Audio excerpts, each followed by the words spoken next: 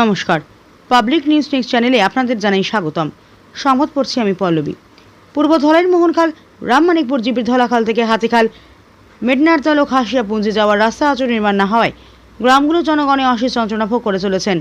রবিবার চেকারসামের মৃদুল দাস, বিকাশ ইয়াং, সুচিতা খাসিয়া, অরবিন্দু দাস সহ অন্যান্যরা বলেন, বেহাল রাস্তাঘাটের দরুন এলাকার জনগণ প্রচণ্ড অসুবিধার সম্মুখীন হয়ে রয়েছেন। এদিন ধলাইয়ের বিধায়ক অমিয়কান্ত দাসের কাছে অনুরোধ জানিয়ে এলাকার জনগণ বলেন, এই বর্ষার মরশুমে এলাকার বেহাল রাস্তাঘাটগুলোর উপর যদি কয়েক ট্রাক পাথর ঠেলে দেওয়া হয় তবে জনগণের চলাফেরার জন্য প্রচুর উপকার হবে। বিস্তারিত দেখতে থাকুন পাবলিক নিউজ নেক্সট চ্যানেলের ক্যামেরায়। নমস্কার, আমার নাম মৃদুল দাস এবং আমি চেকারসামের বাসিন্দা। তো আমরা বর্তমানে আমাদের গ্রামের 2-3টি রাস্তা, যেমন আমাদের ওইটা একটা হইলো, এখন যে রাস্তাটা আছি আমি দাঁড়াই রইলা হইলো আত্তিকাল যাওয়ার রাস্তা।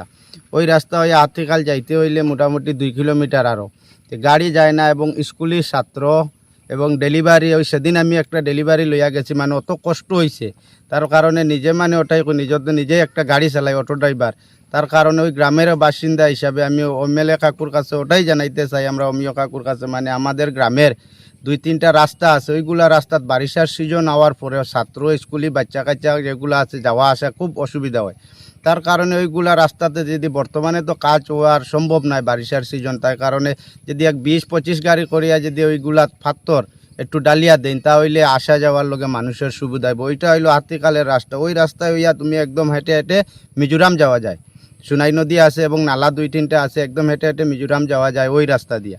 তারপরে আমাদের গ্রামের একটা হইলো বর্মন বস্তির রাস্তা, ওই মেতনাতল বর্মন বস্তির রাস্তা, ওই সেম ওই রকম কন্ডিশন, মানে বৃষ্টি দেওয়ার পরে আর হাঁটার মতো উপায় নাই, মানে অত পিছলা হয় আর কাদা, মানে আটুটুক কাদা হয়। তার বাদে আর একটা আছে তোমার আমরা খাসিয়াপুঞ্জির রাস্তা, এটা আমরা মেমোরান্ডাম বহুত 3-4 বার আমি নিজে 2-3 বার দিছি। আমরা নিয়ার কাকু যখন আসলা এমএলএ তান কাছেও দিছি।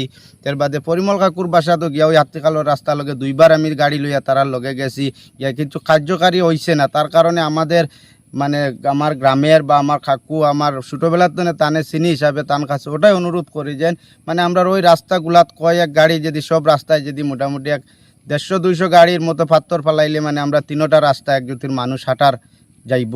তো এইটা যদি দিয়া দেন খুব ভালো হইব। তার কারণে বিশেষ করি মানে ওটাই অনুরোধ করি যে এই 3-4টা রাস্তা যাতে ওই আর ওইগুলা রাস্তা গ্রামের রাস্তা ইয়া মেইন রোডও মানে কানেক্টিভিটি হয়েছে, কিন্তু মেইন রোডটা হয়ে গেছে, কিন্তু গ্রাম অঞ্চল তো যেটা বাইরে ইয়া আয় রাস্তা এটা কানেক্টিভ মানে এখনও কোনো কাজ হয়েছে না। তার কারণে এই বারিশার সিজনে খুব খারাপ।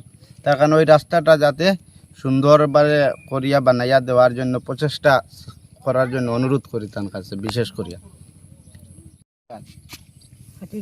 হাতিখাল মানে আসা যাওয়া কিরকম করো তোমরা? মানে গাড়ি ঢুকিন তোমরা এখানে আসা যাওয়া যখন করো তোমরা? না, ও তো রাস্তা খারাপ।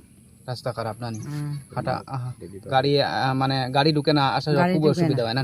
স্কুল বাচ্চারা স্কুলে যাওয়ার সময় আর ডেলিভারি কেস নিয়ে যদি কোনো মেডিকেল যাইতে হয় বহুত কষ্ট হয় না তোমরা? আর তোমরা এখানে কত পরিবার আছে? ওকে তো কইতে পারতাম না আমি। 100-150 মতন হইব ফ্যামিলি পরিবার? ওলাইব। এতটুকু পরিবারের নিয়ে এত কষ্ট মানে রাস্তাঘাটের জন্য।